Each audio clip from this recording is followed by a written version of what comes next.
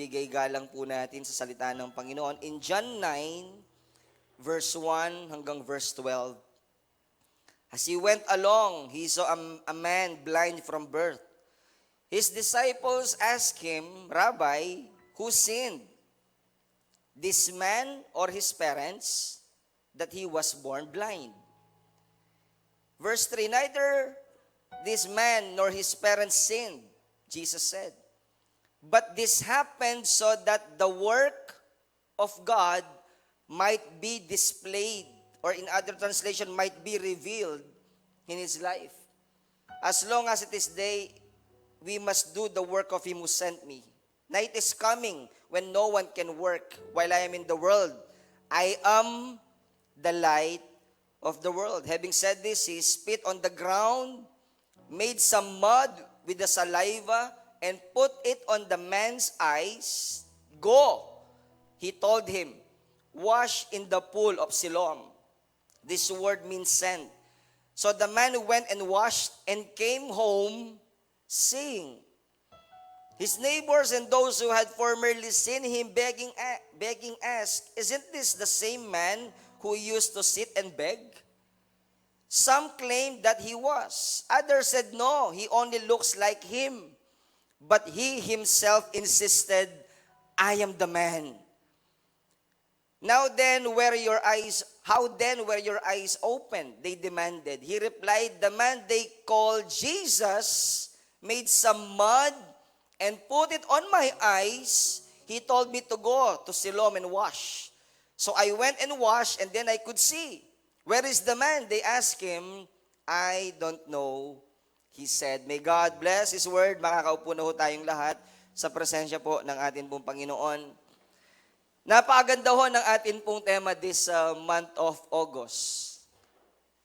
Yun pong word na rise. Okay? Rise. Hindi ho kanin.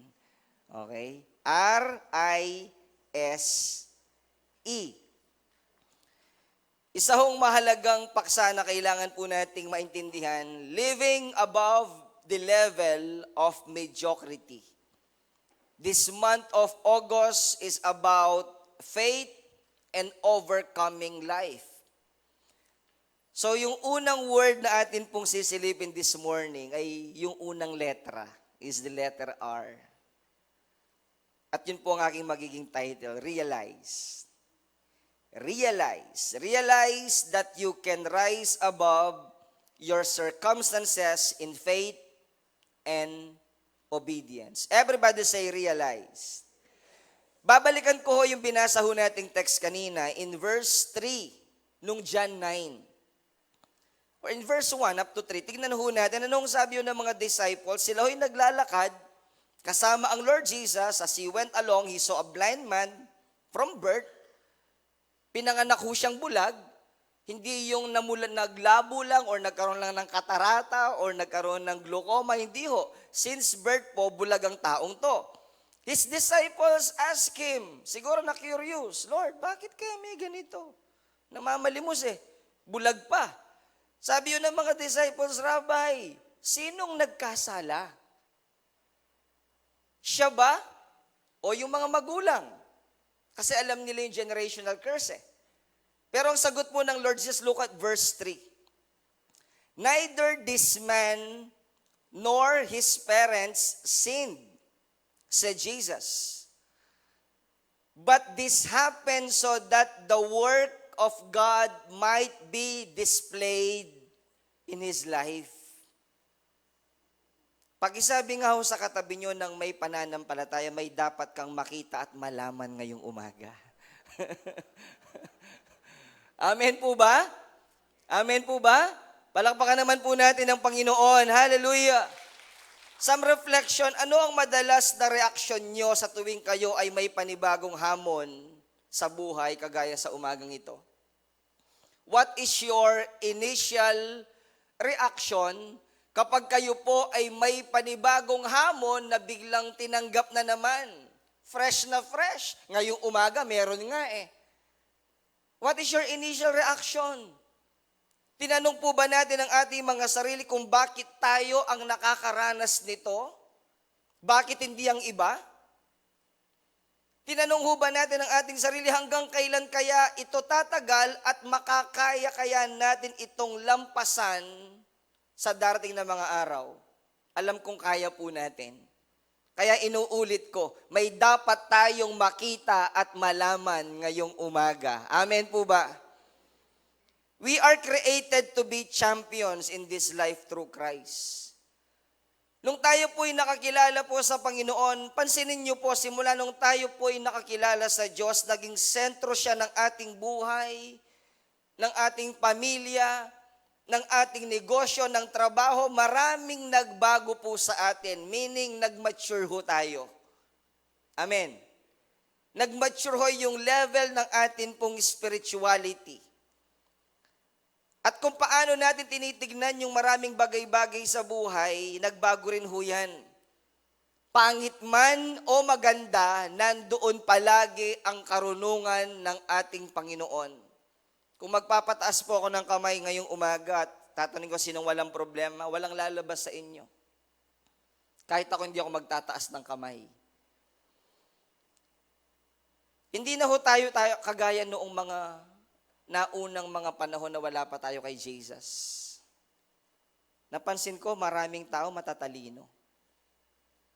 Amen po ba? Pero mas matalino ho yung katabi nyo. Amen?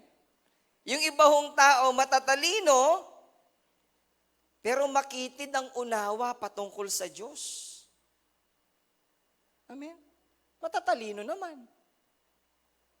Pero makitid ang understanding pag mga bagay na patungkol sa Diyos. May degree naman, pero hindi akma ang klase ng pamumuhay sa kanyang tinapos. Mataas ang pinag-aralan, pero salungat naman ng lifestyle. Bakit? 3 asawa. Actually, hindi pala pwede maging 3 asawa. Isang asawa, may 2 kalaro. Kalaro yun, di ba? Pangit banggitin yung kalaguyo kalaro. Laman ng kasino. Nasaan yung katalinuhan doon? Graduate ka, may degree, daming nakalagay sa pangalan, pero hindi akma ang buhay mo sa mga bagay na alam mong tama naman. Yung iba naman mahirap ng buhay, wala pa sa hulog ang klase ng pamumuhay. Bakit? Sumasahod ng 300, kung magweteng 200. Amen po ba? May kausap po ba ako ngayong umaga? Salamat ho sa Diyos, dumating ang pagkakataong nakilala natin siya at binago ng Diyos ang ating pag-iisip at pananaw sa buhay. Amen. Palakpakan naman po natin ng Panginoon. Ngayon po ang katabi niyo ho, isang banal na kuripot yan. You know how to manage your resources. Amen po ba? Hindi yung basta-basta lang. In-overhaul ng Diyos ang buong pagkatao po natin nung siya'y nakilala po natin. Salamat sa kayamanan na yun na hindi mauubos. Amen po ba? Alam niyo bang kayamanan yon? Amen? Huwag kayong maghintay ng kumapal ang bulsa nyo lang pero hindi nababago ang buhay nyo. Pero pag nabago ang buhay nyo, nabago ang takbo ng pamilya nyo, nabago ang pananaw mo sa buhay, na-realize mo yung maraming mga bagay ay napakapalad mo pala, inuulit ko po, kayamanan po yun. Amen po ba? Again, let's give the best clap offering to the Lord Jesus. When we say realize is become fully aware of something as a fact or understand clearly. Yung bang maisip mo, oo nga, Iba, wag ka may nalampasan na pagsubok. Oo nga, ba't di ko naisip yun? Diba? Sana, yun po yung mahirap 2 Corinthians 10, verse 15. It says, we don't brag about what others have done, as if we have done those things ourselves.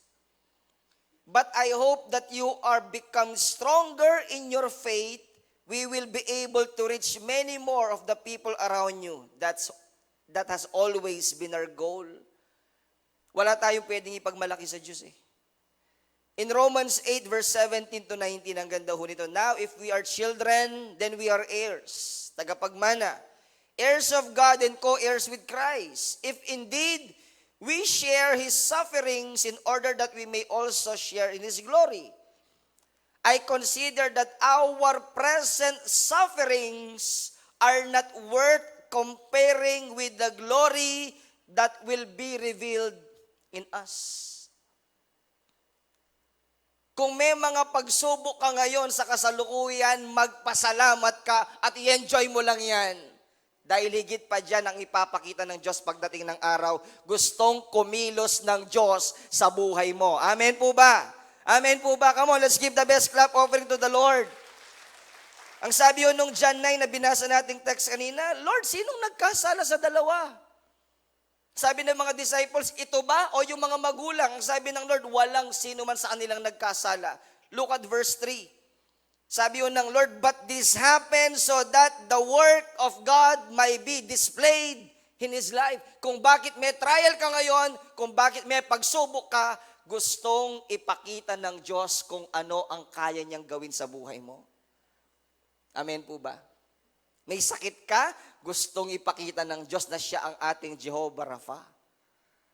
Hindi pwedeng mag-manifest yung power ng Lord kung hindi mo kailangan. Amen po ba? Paano mo pwedeng i-claim that He is our Jehovah Rapha? Magaling ka. That He is our Jehovah Jireh, He provides. Kung sapat-sapat ka. Ngayong umaga, meron pong gustong gawin ng Diyos sa atin. Again, please tell your neighbor with faith, may dapat kang makita at malaman ngayong umaga. Hallelujah! Come on, let's give the best clap offering to the Lord Jesus. Perspective is understanding something because you see things from a larger frame or reference. It is the ability to perceive how things are interrelated and then judge their comparative importance, sabi ni Pastor Rick Warren. Ang sarap nung tayo'y nakakilala sa Diyos, may napunit sa kaisipan natin. Amen po ba? Amen? Yung pag nag-isip ka ngayon, sanctified yung mind mo. Dati pag lumabas ka, nanggigigil ka sa kapitbahay mo, gigil na gigil ka, pati yung dumi ng kung anong dumi, binibigay mo sa kanya. Pati yung diaper ng anak mo, hinagis mo sa bubong ng bahay niya. Nanggigigil ka. Pero nung binago ng Diyos ang pananaw natin sa buhay, nagibabaw yung pag-ibig, ay lahat ng tao mahal mo. Ayaw mo nang may kaaway. Amen po ba? Bakit? Kasi pag may kaaway ka, hindi naman yung kaaway mo ang lugi. Alam niyo bang pag tumataas yung blood pressure nyo dahil sa galit, tuwang-tuwa ang demonyo. Nakakita na ho ba kayo ng evaporated milk? Di ba pag binuhos mo, diretso yon. Yun ang normal. Pero pag ang gatas, condensed, malapot, yun ang dugo mo, abnormal yun. Amen po ba? Galit na galit ka. Yung kaaway mo, wala namang alam na galit ka sa kanya. Biglang tumaas ang dugo mo, lumapot, na-stroke ka. Na-ICU ka, anong nangyari kay pare ko? Ganun ba? Anong dahilan? Hindi niya alam siyang dahilan. Pakisabi nga ulit sa katabi nyo, nang may pananampalataya, may dapat kang makita at malaman ngayong umaga.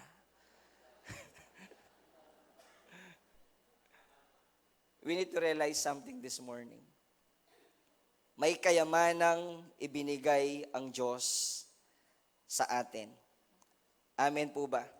Palakpakan naman po natin ang Panginoon. Hallelujah.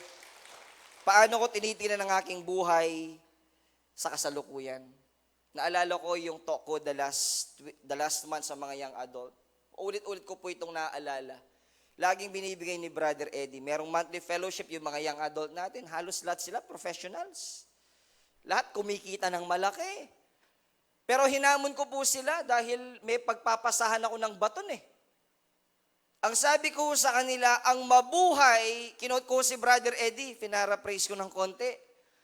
Ang mabuhay na hindi tinupad yung plano ng Diyos sa buhay mo at nabuhay ka na pansarili lang, ang word ni Brother Eddie, wala kang pinagkaiba sa ipis, daga at langaw. Laging word ni Brother Eddie, don't exist just for the sake of existence. Live to glorify the Lord Jesus Christ. Yun po ang dahilan ba't tayo nabubuhay. Hindi yung mabuhay ka lang kasi kailangan mong mabuhay. Napaka-gracious po ng Panginoon. Look at Psalm 103 verse 7 hanggang 18. Mahaba-haba po ito pero gusto kong basahin. He made known His ways to Moses, His deeds to the people of Israel. The Lord is compassionate and gracious, slow to anger, abounding in love. He will not always accuse, nor will He abhor His anger forever. He does not treat us as sins deserve or repay us according to our iniquities. For as high as the heavens are above the earth, so great is His love for those who fear Him. As far as the east is from the west, so far as He removed our transgressions from us. As a father has compassion on his children, so the Lord has compassion on those who fear Him. For He knows how we are formed. He remembers that we are dust. As for man, his days are like grass. He flourishes like a flower of the field. The wind blows over it, and it is gone, and its place remembers it no more. But from everlasting to everlasting, the Lord's love is with those who fear Him, and His righteousness with their children's children, and with those who keep His covenant and remember to obey His precepts. Kung pag-ibig ho ng Diyos ang pag-uusapan, inuulit ko po, hindi kailanman nagkulang ang Panginoon sa atin. Amen po ba? May tatlong bagay po akong gustong iwan. Ito yung mga kayamanan na dapat po nating laging binabalik-balikan. Hindi ho ito pwedeng mawala, hindi natin ito pwedeng malimutan. We need to reflect. Kailangan makita ho natin itong malinaw sa bawat buhay po natin. Tatlong bagay po, yung word na liberty, it means freedom, yung life, then yung love. Let me share these three. Una ho, yung word na liberty. God's perspective causes us to understand the value of our freedom. In order to rise above the circumstances, una, we need to realize, kailangan nating maintindihan at maunawaan yung kahalagahan ng kalayaang tinanggap natin sa Panginoon. Everybody say liberty. Freedom. Look at John 9, verse 8. Ang sabi ho doon, his neighbor and those who had formerly seen him begging asked, isn't this the same man who used to sit and beg? Beggar ho yung blind man na yun eh. Pero dumating yung pagkakataon, simula bata, imagine nyo ho yung simula bata, bulag ka. Hindi ho yun ordinary, doon nasanay na lang, katulad nung napanood ko sa front row, ang galing ho nung mama na yun. Bulag ho siya pero namumundo kasi yun ang pinakaano ho nila, nasanay. Umiigib pa ng tubig, nangangaso pa, bulag. Siguro nasanay na lang sa routine. Pero wala kang anumang nakikita sa iyong kapaligiran simula nung ikay bata. Unlike kung sigurong ganito ka, then bigla kang, nabulag, nalabong mata mo, at least you have your reference. Amen po ba? Na kahit naiwan ka na lang dyan sa parking at alakad ka, alam ko yung JBS, so alam ko yung gate. Sa gate, merong pantry dito. Alam mong i-describe. Pero simula bata, wala kang ideya. Wala kang larawan sa isipan mo. Mahirap po yun. But this man, nung dinaanan siya ng Lord Jesus, merong isang binigay ang Lord sa kanya na hindi niya pwedeng bilhin ng anumang salapi. Yun po yung kanyang kalayaan. Yung kanyang kagalingan. Ang sabi ho dito, some claim that he was. Pinanghihinalaan na, hindi naman siya yun, kamukha lang. Pwede pa bang makakita yun? Simula bata, bulag. Pero siya mismo ang nagsabi. The other said, no, he only looks like him. But he himself insisted, I am the man. Hindi yung nagkamali ng pagpapalaya ang Diyos sa atin. Amen po ba? Malaya tayo ngayong umaga. Ito po'y isang mahalagang kayamanan na binigay ng Diyos sa atin. Amen po ba? Palakpakan naman po natin ang Panginoon. Hallelujah! Galatians 5:1, it is for freedom that Christ has set us free. Stand firm then, and do not let yourselves be burdened again by a yoke of slavery. In Romans 7 verse 6, but now, by dying to what once bound us, we have been released from the law so that we serve in the way of the Spirit and not in the old way of the written code. Isa pong klase ng kalayaan na binigay ng Diyos sa atin. Kasama po sa ating tagumpay na binigay ng Diyos, ito pong kalayaang ito, mga magulang, mga kapatid. Subalit ngayon po, nais ko pong tanungin ng bawat isa, masaya ho ba kayo sa klase ng buhay na meron kayo? Amen po ba? Masaya ho ba kayo sa klase ng buhay na meron tayo? Nung mga naunang panahon, sina Eva at Adan, binigay ng Diyos ang lahat. Binigay ang kalayaan, may free will. Totoong malaya ho sila. Liberal ang buhay. Subalit ito'y kanilang binaliwala at nabuhay sa kanilang sariling gusto. Sila'y tinaboy ng Diyos sa hardin, na buhay na nasa labas ng kalooban ng Diyos, subalit tayo po'y mapalad. Nung namatay ang Lord Jesus Christ, muli niyang tinanggal ang sumpa at ibinigay ang totoong kalayaan sa ating lahat. Marahil nagtatanong po ang karamihan, kung kailan sila lalaya sa mga bagay na alam nilang mali. Mahirap pong desisyonan yun sa iba. Hindi ko pwedeng desisyonan yung para kay Sister Daisy. Hindi ako pwedeng magdesisyon para kay Brother Rodel. Kung gusto mong lumaya, magdesisyon ka ngayong umaga. Inuulit ko po, may kailangan kang makita at malaman ngayong umaga. Pinalaya na tayo ng Panginoon. Amen po ba? Amen po ba? Let's give one more clap offering sa atin pong Panginoon.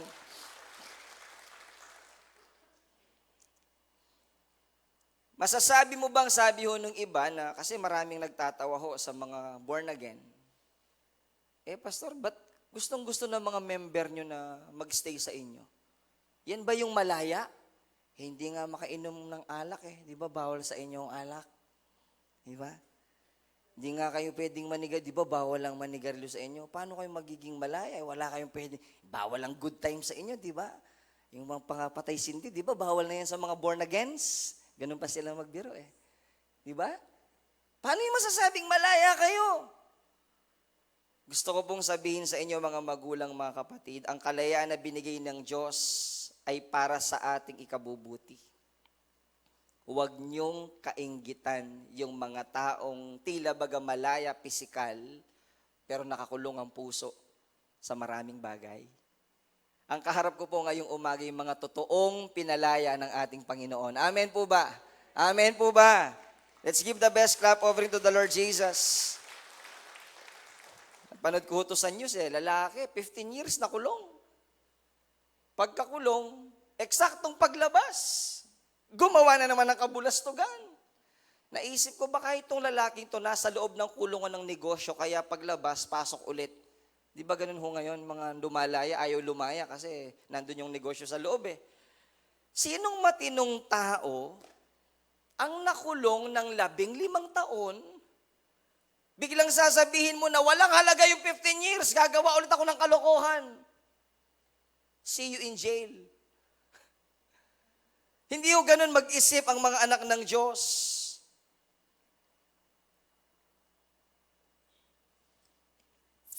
Kaya ho ba nating balikan yung dating buhay na meron tayo? Tatanungin ko ho kayo. Gusto niyo pa ho bang balikan yung dating buhay? Ano kayang magiging buhay natin kung papayag kayong ibalik tayo noon? Ayoko na hong balikan yun. Amen po ba? Yung punong-puno ng anger and bitterness. Amen? Galit ka sa biyenan mo, galit ka sa mga brother-in-law mo, sister-in-law mo, nandun ang bitterness. Mas masarap mabuhay sa mga panahong ito. Amen po ba? Amen po ba? Yung pagiging tactless natin, yung kapag nagsalita tayo, Ako ho ngayon bilang pastor, sa asawa ko, ingat na ingat ako magsalita. Hindi lang sa asawa, syempre pati sa kongregasyon, pero sa kongregasyon, given na ho yun eh. Natetest po kami pag kami nasa bahay. Talaga hong pigil na pigil ka. Kailangan mong ayusin yung iyong pananalita kasi once na nakapagsalita ka ng isang salitang masakit sa iyong minamahal sa buhay, magmamarka ho yun. Amen po ba? Tatandaan po niya yon. Kahapon po may katawa-tawang nangyari sa bahay namin eh. Kasi meron akong mga malilit na plant box doon, sinambulat ko yung nakalagay na ornamental. Nagtanim ako ng mga seeds ng onion. Para pag naglugaw ako, may sang ako kaagad. So, ready na. Hindi ko binubunot yung ugat, kinakat ko lang yung leaves. Halos magto 2 months, malaki na ho. Pero pag tinignan mo, parang damo. Pero yung amoy niya talagang sang. Si Tita Ani nandun, pag umiigib, nakikita niya, ay, lalaki ng mga sang. Malapit na, makakapaglugaw na kami kapag umaga. Kahapon po, paglabas ko, nakita ko yung plant box, walang laman. Sabi ko, AJ, sinong nagtanggal ng mga sang ko dito? Tinignan ko yung biyanan ko baka siya Pero hindi ho siya. Hindi siya guilty. Dumabas ang misis ko. Nilinis ko, tinanggal ko yung damo. Hindi damo. Ang tinanggal mo, sang ko yun. Sabi ko, Mami, maglaba ka na lang sa loob. Huwag mong pakialaman ng garden ko, tumalikod na lang po ako. Baka kung ano pang masabi ko Pagbalik ko, okay na yung sang ko, okay na. Naamoy mo, bango no? Sabi ni Tatang Meng, ba't kasi pati yan, pinakikilaman mo Kung ordinaryo yung asawa ka, may mga maliliit na bagay na minsan pwedeng lumaki. Pero hindi na ho tayo nakakulong sa mga ganong kaugalian. Binago na tayo ng Panginoon. Kapag may mali ang asawa mo, tanggapin mo na lang na hindi siya perpektong katulad mo.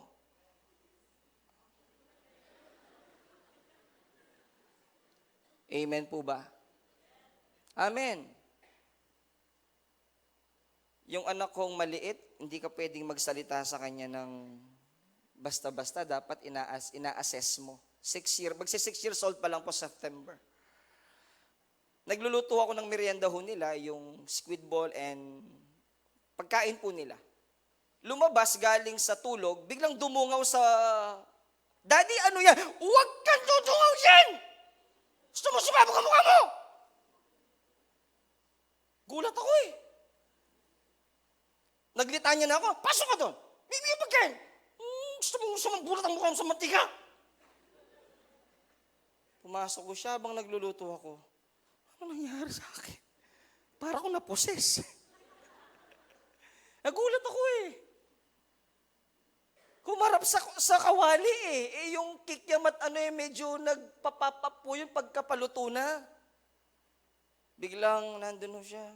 Matamlay ang mukha. Pero kain naman ng kain. Kain matamlay. Kunyari walang gana pero ganado. Paluha-luha pa. Naawa ko sa anak ko. Kinagabihan po habang binibihisan ko siya. Niyakap ko siya, sabi ko, JD, pasensya ka na kay Daddy kanina kasi nabigla ako. Kasi pag dumungaw ka, sasabog yun, putok ang mukha mo. Papangit ka, sabi ko sa kanya. Kaya napasigaw ako, hindi sinasadya ni Daddy. Sorry ha, nasigawan ka ni Daddy. Yumuko yung anak ko sa unan, umiyak.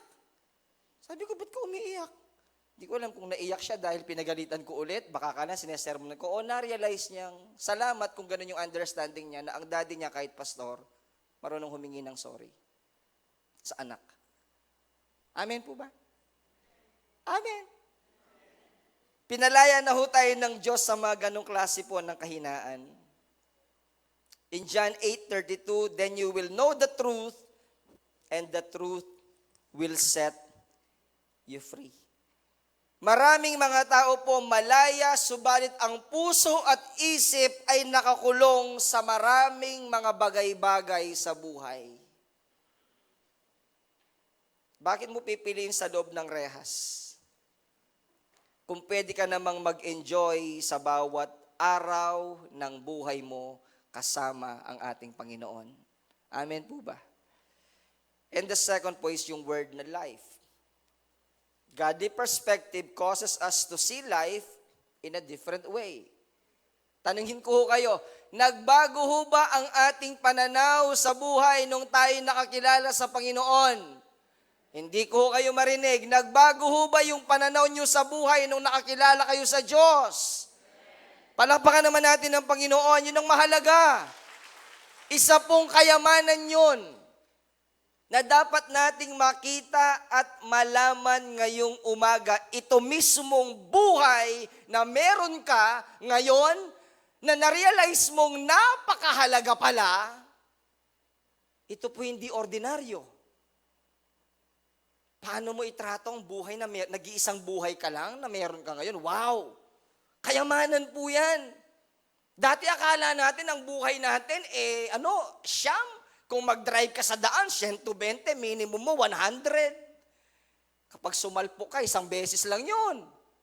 Amen po ba, mga drivers? Kala mo siya mang buhay mo. Pero ngayon mahalaga, kaagad iniisip ko, Lord, pastor ako ng isang kongregasyon. May mga anak ako, may asawa ko naghihintay, Lord, ingatan mo po. Ganon ko tinitignan ng buhay ngayon. Amen po ba? Lord, kung kakain man ng lechon, konti lang. Ng chicharong bulaklak, konti lang. Lord, yung BP ko, Panginoon. Ganon ko binibigyan ng halaga ang buhay. Anong sabi ho dun sa verse 3 kanina, nung sa binasa ho nating John 9?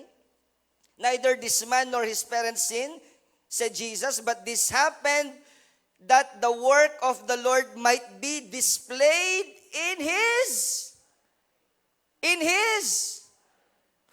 Marami na ho bang ginawang milagro ang Diyos sa buhay nyo? Huwag nyo na pong ikwento, ubos ang oras natin. Amen po ba? At hanggang ngayon, sa oras na ito, hindi humihintong gumawa ng himala ang Diyos. Amen. Palakpakan naman natin ang Panginoon. Sa buhay natin po, maraming kwento. Marami pang magagandang chapter ang buhay natin patungkol sa Diyos. Huwag muna tayong magmadali. Kapag nakikita ko si Ate Beng, Ate Rose, binibiro ko sila, uy, ang ganda ng hair. Tunay na.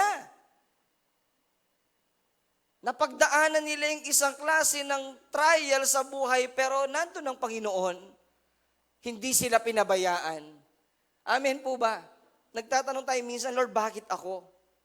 May isang hari po na nabuhay sa isang kaharian, very strong, very powerful, matalino, at meron siyang isang slave. Yung slave po niya, lagi niyang kasama, may fear sa Lord yung kanyang slave. Ang laging word po niya sa kanyang king, sabi ho niya, do not be discouraged because everything God does is perfect. Ang sabi ho ng slave, huwag po kayong matakot, my king. Dahil lang Diyos po, lahat ng kanyang ginagawa ay perpekto at ayon sa kanyang plano. Naniwala naman yung king. Pero isang araw, sila ho ay nag-hunt kasama ang king. Meron pong dapat titirahin ng itak yung slave. But sad to say, yung daliri ho ng hari ang naputol ho niya. Galit na galit ang hari. Akala ko ba everything that God does is perfect? Ba't pinabayaan niyang maputol ang aking daliri? Alam mo anong dapat gawin sa'yo? Dapat sa'yo makulong. Pinakulong ho siya. Nung siya ay pinakulong na, ito na ho. Nung gumaling yung kamay ng hari, siya'y nag-hunt ulit sa gitna ng dagat. Nahuli siya ng mga headhunters. Ng mga cannibal. At siya po yung offer, dapat ng kainin. Nung nakitang putol ang daliri, ang sabi ng mga to, hindi pwede to, disqualified to. Kulang niyang metong eh. Sana man lang nung salapi niya, bonus siya po ito eh. Kulang ng isa. Ibalik niyo yan. Sabi ho nung mga headhunters, hindi pwede yan. Bigla niyang na-realize. Kaya pala yung slave ko, naputol niya yung daliri ko, may purpose ang Diyos. Amen po ba? At nagkita pinalaya, ang sabi ho nung hari, ikaw, if God is good and everything He does is perfect, ba't kita pinakulong? Sabi niya, boss, alam niyo ba kung sakaling kasama niyo ako noon? Ikaw pauuwiin, ako kakainin. Tama, wisdom. Kung bakit nakulong yung slave, ang hari na putulan ng daliri, may dahilan. Lahat ng plano ng Diyos ay ayon sa kanyang magandang kwento sa buhay po natin. Amen po ba? Palakpakan naman natin ang Panginoon. May mga tanong tayo minsan gaano ba kasaya ang mabuhay na nasa Panginoon? Kayo ang pwedeng mag-describe. Pero gaano kahirap ang mabuhay nang wala sa Diyos? Kaya din ho natin ikwento yon. Hanap tayo ng maraming mga bagay sa mundo. Hanggang ngayon, may hinahanap pa ho tayo.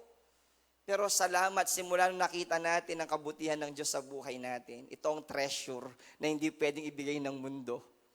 Amen po ba? Meron pong isang organization ho, 1988 pa. Ito'y base ho sa Reader's Digest. Meron na ho silang ilang attempts po doon po sa Oak Island in Nova Scotia. Isa hong company ang nag-invest ng more than 20 million US dollars. At sila po ay humukay na ng sinlalim po ng 20-story building.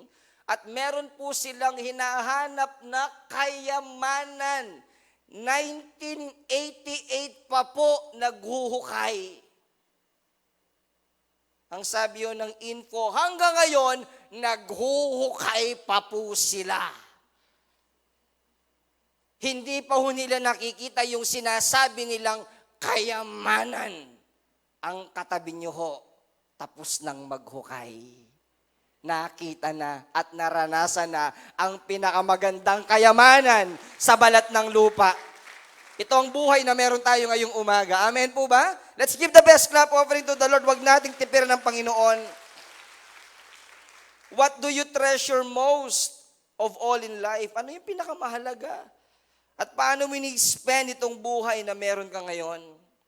Sabi ho dito, it would be a great tragedy to spend your life looking for a hidden treasure only to find it and discover that it did not bring the happiness that you were hoping for.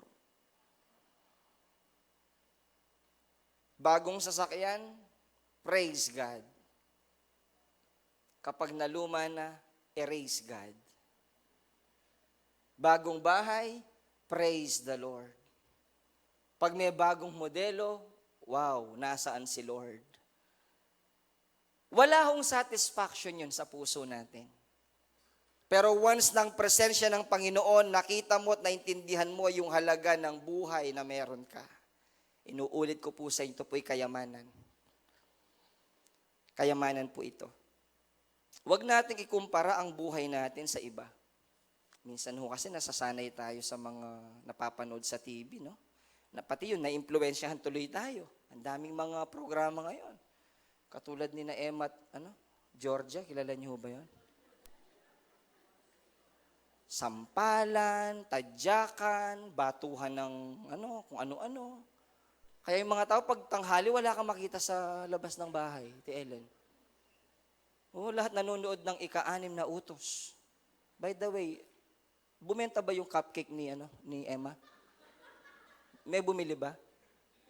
Kunyari pa kayo. Ang lakas ng impluwensya. Minsan nagtatanong ko, Panginoon, bakit mo kinalin tulad kay Emma? Pati yun kinukot mo sa prayer mo? Telenovela ho yun. Hindi telenovela ang buhay mo. Kung meron man hong itinuturo ang Diyos sa atin, pasalamatan natin siya kasi pinapansin niya tayo. Amen. Perpekto na bang buhay natin? Kontento na ho ba kayo sa ugali at ganda ng buhay nyo ngayon? Gusto nyo pa ho bang may tapyasin ng Diyos sa atin? Iko-correct pa ng Diyos ang buhay na meron tayo? Masakit po ito. Masakit. Pero kailangan. Everybody say pruning season. Nasabi ko nga ako sa inyo, di ba, meron akong big sa bahay. You know what is big? Pakita mo nga yung big, Miko. Yung big is bio-intensive gardening. So, minaximize ko yung paso, humingi ako kay Brother Noel ng canister, nung mineral water na may butas. Yan ho, yung okra ko nasa paso, yung kamatis nasa paso din. So, yun ho, kasi kailangan mong magpawis. Next slide po. Next slide. Yan. Ayun ho, yung upo ko ho, nasa tabi ng makopa. Kaya pag namunga yung upo ko sa makopa, dadan kayo sa bahay namin, yung makopa may upo. Yun po yun. Okay? So yun po yung canister, yan kamatis. Isang araw ho, wag muna. Isang araw ho, nakita ko yung mga eggplant. Nakaka-enjoy pa lang harvest yung pinagpaguran mo, no? Pag gardener ka, yung na-enjoy mong kunin yung pinagpaguran mo. Yes! Next slide. Yan ang normal harvest. Kaya hindi ho ganun kalaki kasi si Tatang Meng gusto niya yung maliit lang. Kapag nilaga niya, matamis po kasi yan eh. Hindi yung may buto na. Ito ho yung isang harvest na hindi normal. Sindagul ko po eh. Yung harvest normal. Normal. No, normal harvest. Yan. Yung hindi normal. Nung tinamaan ko ho yung eggplant na yun, natanggal. Sabi ko, anong nangyari dito? Kinuha ko, biniyak ko, ay, ba't kulay dilaw? Lahat po ng bunga niya, tinanggal ko, inipon ko, eto, ganyan karami, puro mga abnormal. Sabi ko, mukhang may problema ka, bata. Sabi ko, mukhang may kailangan tayong gawin. Binalikan ko ho yung Agriculture 101 ko. At kailangan ho pala, sa isang eggplant din, kailangan mo din siyang i-trim or i-prune. Alam niyo ang ginawa ko sa kanya? Heto po siya ngayon. Kinalbuke. Sobrang gigil ko, walang bungang normal. Pinagtatanggal ko lahat. Kasi sabi ng Agriculture 101, pag tanggalin mo lahat ng mga sangang, halos hindi na normal. Nung nakita ko, naawa ko sa kanya. Asure? Natatanging eggplant ko, nakakaiba, walang dahon. Parang dinevastate ng bagyong undoy. But I'm the gardener. Hindi na siya nagbibigay ng magandang bunga. So anong gagawin ko? May karapatan akong galawin siya. Kung ano ang makakabuti para sa kanya, masakit man, makalbo ka man, ano man ang maging karanasan mo, wala siyang magagawa because I am the gardener. And today, heto na po siya. Oh, see, at least meron na, nagbubloom na, pero wala pang bunga. Order na ho kayo, 25 lang. Biro lang ho. So what's the lesson? Sa buhay po natin, kung may pinagdadaanan kang mabibigat na klase ng hamon, may magagawa ka? May magagawa ka? May pagmamalaki ka? Yung galing mo? Wala. Ang kailangan mong gawin is surrender ang buhay na yan sa Diyos Panginoon. Gawin mo kung ano ang makakabuti sa akin. Kalbuan mo ko nung bisa ka, Lord. Amen po ba? Kinalbo ko eh. Tanungin mo nga yung katabi mo, bisa ka makalbo ha mo? Habang ginugupit ko, walang magawa eh. Sige, gupit. Awang-awa ako, pero I'm the gardener. Ang Diyos minsan, sa puso ho ng Panginoon, umiiyak din siya. Allowing those things to happen to you, pero kailangan eh. Para ma-reveal yung glory niya sa buhay po natin. Amen po ba? Salamat sa mga pagsubok na yan. Hallelujah! Yung best pong palakpak sa Panginoon.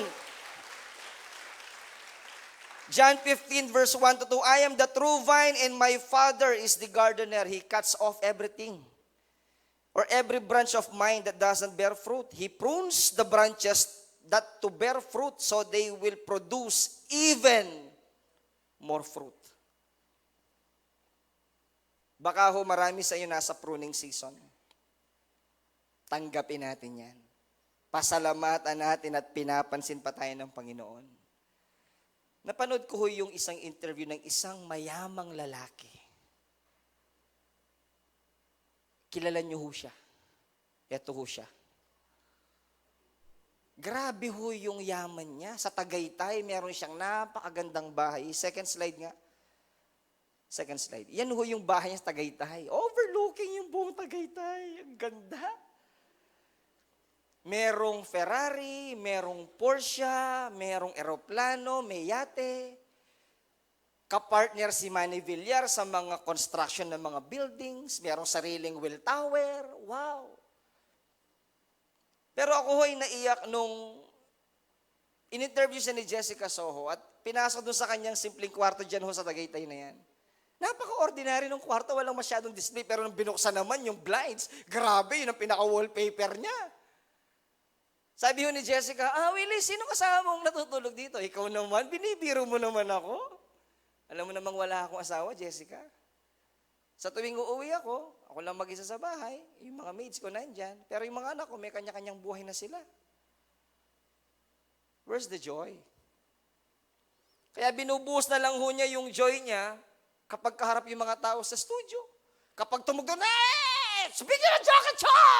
Sige, sumayaw. Sumayaw ka, pare. Sige, sumayaw ka. Klulola. Pero sa backstage, ano kaya yung armaswa ng taong to? Pinagpipray ko, maranasan niyang Panginoon. Wala man siyang asawa, wala man siyang ibang mga bagay, but if you have Jesus, for me, the Lord is more than enough. Amen po ba? Amen po ba? Palakpakan naman po natin ang Panginoon. Jeremiah 29:11, for I know the plans I have for you, says God, plans to prosper you and not to harm you, plans to give you hope and a better future. The third po, and I will end, is yung word na love. It's liberty. It's the life that God gave. And the word love. Godly perspective teaches us to love God above all else. Yung pag-ibig sa Diyos na walang pwedeng ipantapat. Huwag na ho nating pag-usapan yung pag-ibig ng Diyos sa atin kasi ho, napatunayan na ho niya yon. Amen po ba? Madalas pinag-uusapan natin yon, ang pag-ibig ng Diyos, very evident po yon. Obvious na obvious. 2,000 years ago, He died on the cross. Binigay ang buhay sa atin. May ginawa. Para i-express ang kanyang agape love. Amen po ba? But my question is this. Paano mo ine-express yung pag-ibig na yan sa Diyos?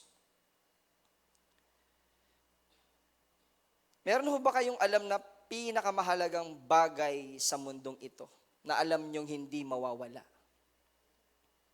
Yung word na pinaka, this is the right word. Everybody say pinaka. Ang pinaka na alam nyo. Meron ba? Akala ko, isa lang. Ang mahalin ng Diyos ng buong puso.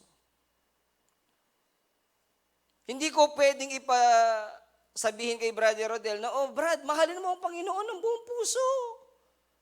Ay, sige po, Pastor, mamahalin ko siya. Hindi ko makikita yun. At never kong madarama yun. Dahil yun po ay ekspresyon nating lahat individually. In Mark 12:30-31, love the Lord your God with all your heart, with all your soul, with all your mind, and with all your strength.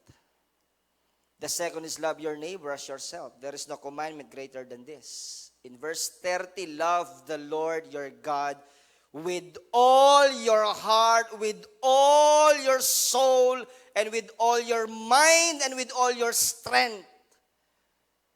Ibinigay ng Diyos ang lahat.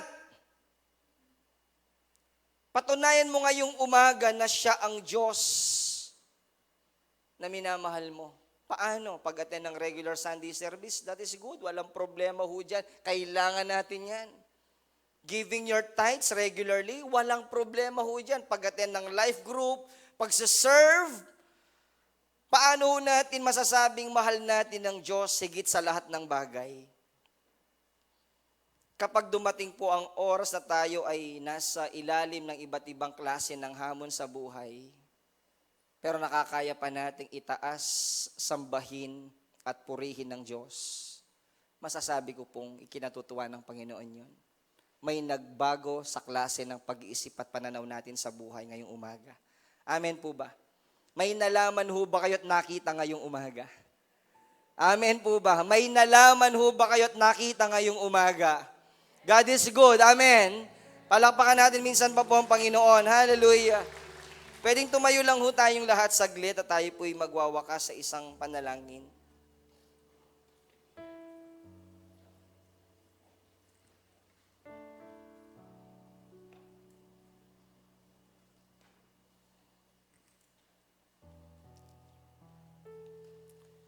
Naalala ko yung kwento ho ni John nung nag-resurrect ang Lord Jesus Christ. Kasama ho ng Lord yung mga disciples niya at nag-focus siya kay Peter. In John 21 verse 17, ilang beses yung tinanong ng Lord si Peter. Sabi ko, ba't kaya 3 times? Siguro dahil dininay ang Lord 3 times. May gustong patunayan ng Lord kay Peter. Hindi yung parang verbal lang. Una, ang sagot ni Peter, yes Lord, you know, I love you. Ikalawa ho, Lord, you know that I love you. Look at the third answer ho ni Peter in verse 17. The third time, he said to him, Simon, son of John, do you love me? Hindi kaagad sinagot ni Peter na, yes, Lord, I love you. Ang sabi ho dito, Peter was hurt because Jesus asked him the third time. Do you love me? He said, Lord, you know all things. And you know that I love you. Kung ilalagay po natin ang ating sitwasyon sa isang sitwasyon na katulad ho ni Pedro, may hinahanap ang Panginoon sa atin ngayong umaga. Maybe the Lord is asking, gaano mo ako kamahal? Sa bawat hamon ng buhay po natin, hindi natin pwedeng i-deny yung mga yan. Huwag tayong kumapit sa anumang mga bagay na pwedeng mawala. Last slide. Never hold on anything tighter than you're holding on to God. Bitawan mo yung mga bagay na alam mong hindi ka kayang i-sustain sa mga nararanasan mo.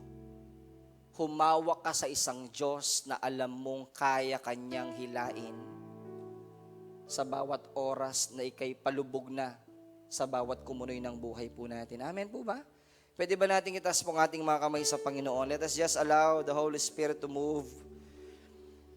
Patuloy ho natin itaas at itanghal ang pangalan ng Panginoon ngayong umaga. Hallelujah. Come on, church, worship Him. Worship Him right now. Hallelujah, Jesus. Nakalulukod sa iyong harapan. Bawat paghinga. At pagpintig ng puso, Pagpintig ng puso. mag-aalay sa iyo, Panginoon. Jesus. Ito ang panalangin namin ngayong umaga. Itataas at itatanghal ka namin. Come on, church, lift your hands and sing. Naway tanggapin ang buhay na laan. Oh, Jesus. Nakalulugod sa iyong harapan, Panginoon.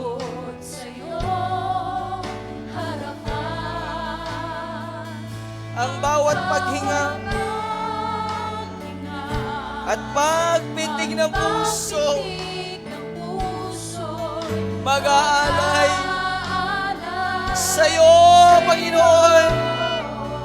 Hallelujah, Jesus. Buong lakas, itatanghal ka namin, Panginoon. lift your voice and sing. Naway tanggapin, Panginoon. Hallelujah. Ito po ang panalangin namin, Lord God, this morning.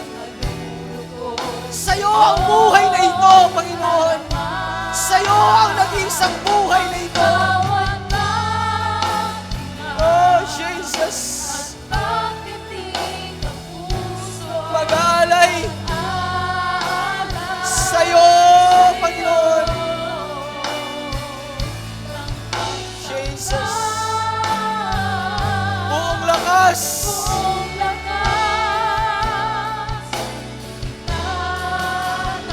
Let the congregation sing. Naway tanggapin, Panginoon.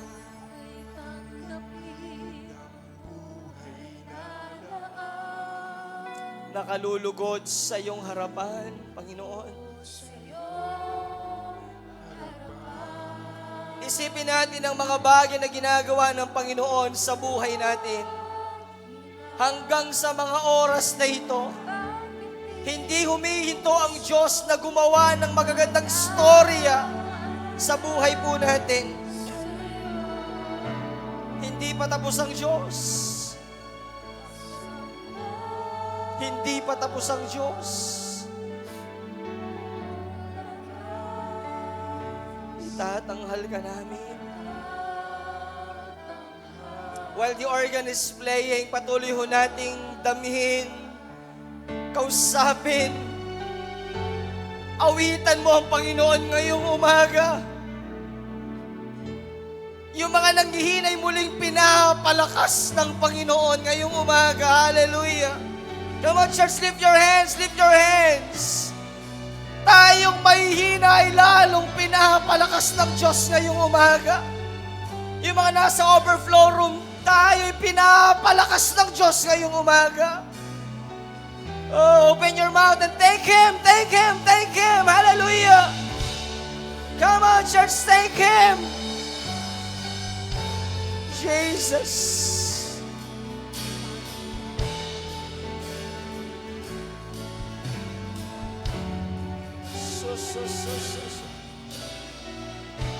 Ora sakra shandra da basande.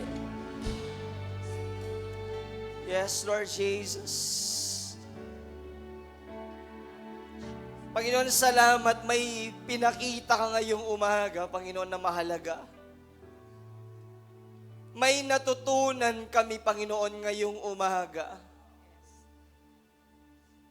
Yung mga bagay na akala namin hindi mahalaga, Panginoon, ay silang mahalaga. Pwede ho ba natin kausapin ng Panginoon this morning? Just commune with the Lord. Bago kayo panalangin and before we proceed sa ating communion, kausapin mo ang Panginoon. Kausapin mo siya. Muli kanyang pinapalakas.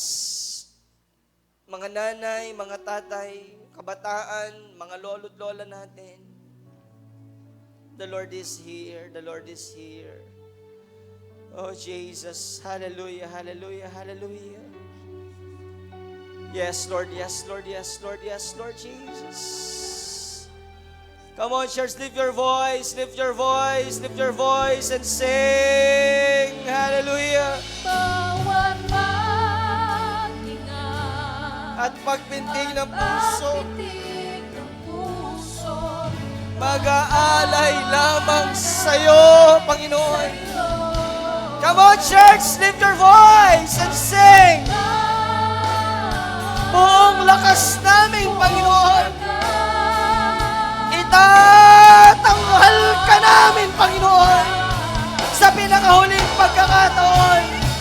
Oh, Jesus. At pagpintig ng puso, nag-aalay sa'yo, Panginoon.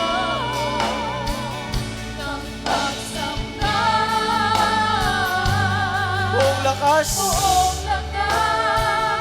itatanghal kita, Panginoon. Buong lakas, Panginoon, buong lakas. it, church! Sing it! Oh, hallelujah! Hallelujah! Buong lakas namin, Panginoon! Buong lakas. Itatanghal kita. Yes, Lord Jesus. Habang nakatas ang ating mga kamay, let me pray for you, Lord. Salamat sa himalang ginagawa mo sa bawat buhay po namin. Lord, may nakita at may natutunan at nalaman kami ngayong umaga, Panginoon. Pwede ba natin pasalamatan ng Diyos this morning? Hallelujah! Come on, let's give the best clap offering of thanksgiving to the Lord Jesus. Panginoon, salamat. Lord, sinabi mo po sa iyong mga salita, Panginoon, na kailanman hindi mo iiwan ang iyong mga anak, hindi pababayaan. Ito po ang niyayakap po namin, Lord, this morning. Salamat, Panginoon. Sinasamahan mo po kami, God. I pray for this precious congregation. Lord, bless them. Tanggapin niyo po ang himala ng Diyos na dumadaloy sa umagang ito. Sa bawat aspeto ng inyong mga buhay, receive the miracle of Jesus right now. In Jesus' name, healing, financial breakthrough, receive it in the name of Jesus. Restoration, Lord, ng relasyon ng mag-asawa, God, in Jesus' name. Let there be healing, Lord Jesus. Let there be healing. At Lord, salamat. Alam po namin, Panginoon, mayroong kang inilagay sa bawat puso namin, Panginoon. Salamat po. God, receive, God, all the praise and all the glory, God, in Jesus' name. Everybody will say amen, amen, amen, amen, amen. Minsan ba po palakpakan natin ang Panginoon? Makakaupo muna ho tayong lahat at tayo po ay dadako sa atin pong communion. Today's first Sunday. Sama-sama ho nating alalahanin ng ginawang sakripisyo po ng ating Panginoon. Doon po sa krus ng Kalbaryo. Samahan niyo akong manalangin sa mga elementong gagamitin po natin. Lord, we pray, God, for all the elements na amin pong gagamitin. Cleanse, Lord, and sanctify all these elements. Ang bread, ang juice, symbolizes the body and the blood of the Lord Jesus Christ. Panginoon, kayo po ang